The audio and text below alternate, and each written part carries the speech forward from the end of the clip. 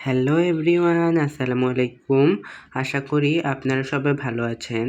আজকে আমি আপনাদেরকে একটা ডেজার্ট আইটেমের রেসিপি শেয়ার করব। এটা অ্যাপেল দিয়ে বানাবো, খুবই মজাদার। তো চলুন, প্রথমেই এখানে আমি 2টা আপেল নিয়েছি।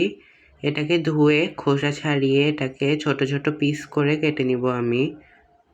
এটাকে সেদ্ধ করে নিতে হবে। এবার এখানে আমি প্যান বসিয়ে দিয়েছি চুলায়। চুলার আঁচটা মিডিয়াম টু হাই থাকবে।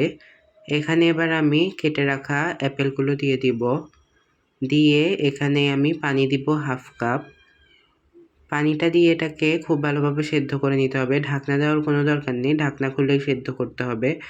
আর এটা সেদ্ধ হতে হতে পানিটাও শুকিয়ে যাবে। আমার অ্যাপেলগুলো সেদ্ধ করা হয়ে গিয়েছে, দেখুন পানিটাও শুকিয়ে গিয়েছে। এখানে আমি একটা ব্লেন্ডারের জাগ নিয়েছি। আপেলগুলোকে আমি ঠান্ডা করে নিয়েছি, নিয়ে ব্লেন্ডারের জাগে দিয়েছি। এখানে 1/2 কাপ থেকে কিছুটা কম চিনি দিব। 1/2 কাপ দিব লিকুইড দুধ। দিয়ে এটাকে 2 মিনিটের মতো খুব ভালোভাবে ব্লেন্ড করতে হবে।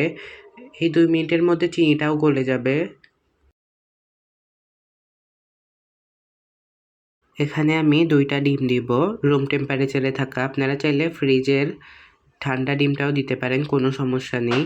ডিম দিয়ে এটাকে আমি প্রায় 1.5 মিনিটের মতো ব্লেন্ড করে নিব।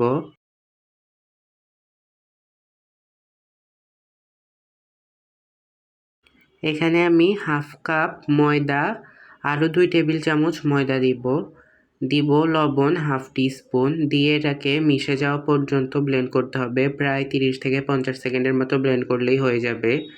অন্যদিকে আমি মোল্ডটা রেডি করে নিয়েছিলাম। এখানে একটা কাগজ বিছিয়ে নিয়েছি মোল্ডে।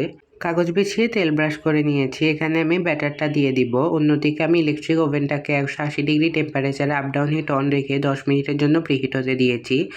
আপনারা এটাকে চুলায়ও খুব সহজেই বেক করে নিতে পারেন। চুলায় কেক যেভাবে বেক করে আপনারা সেভাবে বেক করতে পারেন, কোনো অসুবিধা নেই। চুলা একদম সুন্দরভাবেই হবে এটা। আমি 50 মিনিটের মতো বেক করে নিয়েছি। দেখুন আমার এটা হয়ে গিয়েছে। এটা কিন্তু ফুলে উঠবে না, এটাতে যেহেতু আমি বেকিং পাউডার টাউডার কিছুই দেইনি। এটাকে আপনারা খুব ভালোভাবে ঠান্ডা করে নেবেন।